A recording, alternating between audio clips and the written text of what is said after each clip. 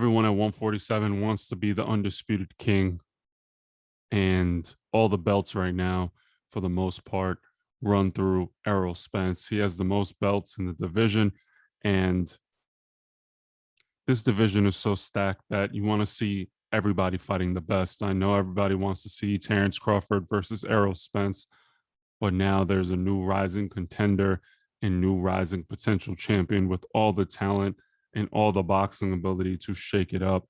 And now the IBF has elevated Jaron Ennis Boots, one of the most gifted fighters in the world and a potential pound for pound, honestly, with the ability to be number one. We don't know that much about Boots yet, but we know what we see is real. We just want to see it against better opposition.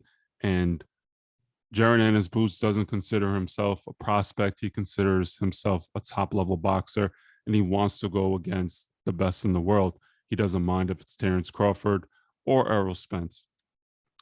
Errol Spence was often lauded as the best in the division, with Terence Crawford not fighting at 147 the best opposition. Terence Crawford, after disposing of Sean Porter in the fashion that he did, has now become potentially the favorite in a matchup with Errol Spence, all because we still don't know how Errol is health-wise.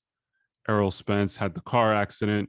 We saw him fight Danny Garcia, but after that, we don't know what he looks like and what he will look like after pulling out of the Manny Pacquiao fight with a detached retina. Is the eye okay? The guy hasn't fought in a year and a half. And now the IBF, after a shocking loss to the old number one contender, Khurjatilo Akhmadov. Now, Sean Porter also retired, so he was number two. So now Jaron Ennis Boots gets elevated to number one and potentially can be ordered to fight him. And now I haven't been this excited about something in boxing in a very long time, because I'm a big Errol Spence fan. I'm a big Terence Crawford fan, and I'm a huge Jaron Ennis Boots fan. I didn't expect him to get to this level and put so much pressure on the first two guys in the division in a while. But Jaron Ennis Boots, I hope he gets the shot at Errol Spence, right? Because now either you have to vacate the belt, which seems to be everybody's mission, is to be undisputed, right? And Terence Crawford wants that fight with Errol Spence. If somehow Jaron Ennis Boots were to beat Errol Spence and become the multi-belt unified champion in the division, that would shake up everything. And apparently Terence Crawford is also petitioning the IBF in order to get that shot. Now, imagine if Terence Crawford catapults over Jaron Ennis Boots, which I would feel would be unfair, but at the same time, Terence Crawford has a belt for the WBO. He has campaigned successfully at 147 for a little longer with better opposition. I know Terence Crawford isn't fighting the same level of opposition that, let's say, Errol Spence is fighting, or like a Sean Porter who fights everybody in the division. His resume was a little meh, but after fighting Sean Porter, after getting released from Top Rank, now there are so many opportunities for these mega fights at 147, and we should be very excited. And Jaron Ennis Boots can beat Terence Crawford. Jaron Ennis Boots can beat Errol Spence. I don't think he'll go into a fight as a favorite with any of those two, because not that many people know him.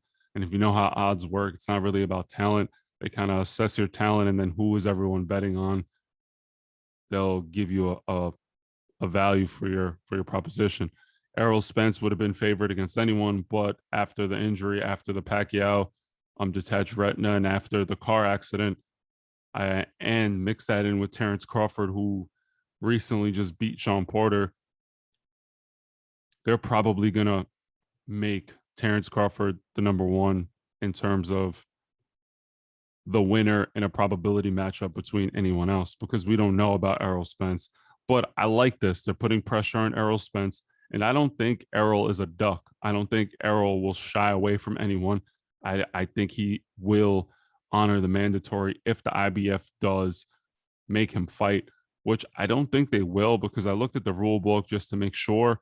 But evidently, you can fight anyone in the top 10 that they feel is, I guess, worthy. They can disapprove of anyone who they deem not worthy of the matchup or the belt title on matchup rather. Sorry. And I personally just want to see it. I want to see Aaron and Errol. We get to find out if Errol Jaron Ennis Boots is the real deal, and we also get to see Errol Spence fight someone who is going to bring something to the table that others can't, like a Keith Thurman or like a Virgil Ortiz or even a Ugas to a certain degree. The wild card with Ennis is he can fight both ways, has tremendous power, and his defense is immaculate. So I would love to see Errol Spence in there. I would love to even see Terence Crawford in there with Jaron Ennis Boots. But what does Errol do? The pressure is on him. He can't hide. Everyone's gonna call him afraid if he does just say, "Hey, I'm not gonna fight Boots," because Boots is ranked very highly in multiple belt organizations. So they can't just sit here and say, "We don't know who you are." Rankings wise, everyone knows who he is, and he's gaining a cult following. People are going to say, "Oh, it's too high risk, too low reward." Yeah, but at the end of the day, if you're trying to become undisputed, are you really going to give Jaron and his Boots a belt? Because then now eventually you're gonna have to fight him. So I don't know. I thought this was a cool little story. I think Errol Spence shouldn't be the favorite in the Crawford fight because of what we don't know. But I will back Errol versus Terence Crawford. I've said that in the beginning, and for some reason, Errol's a winner. I know he could just dig down, and he's a dog. And Terence Crawford's a tremendous fighter, but in that matchup, I'm just gonna favor Errol Spence because I'm a fan, and in that matchup, I think Errol is a nightmare for anybody. Southpaw versus Southpaw, and Crawford pretends to be a righty. He's righty for like one round and then switches southpaw. The reason why the reason why Jaron Ennis Boots would be very difficult is he truthfully is a switcher. You don't know if he's righty, doesn't know if he's lefty, and he's proficient in both. It's not a trick. It's not a parlor trick. He's a legit switch hitter, and that causes problems for anyone in the ring. So yeah, let me know what you guys think. Who do you want to see Errol Spence fight next? Should he honor the number one contender status for the IBF for Jaron Ennis Boots, or is it too early, too soon? Let me know down in the comments.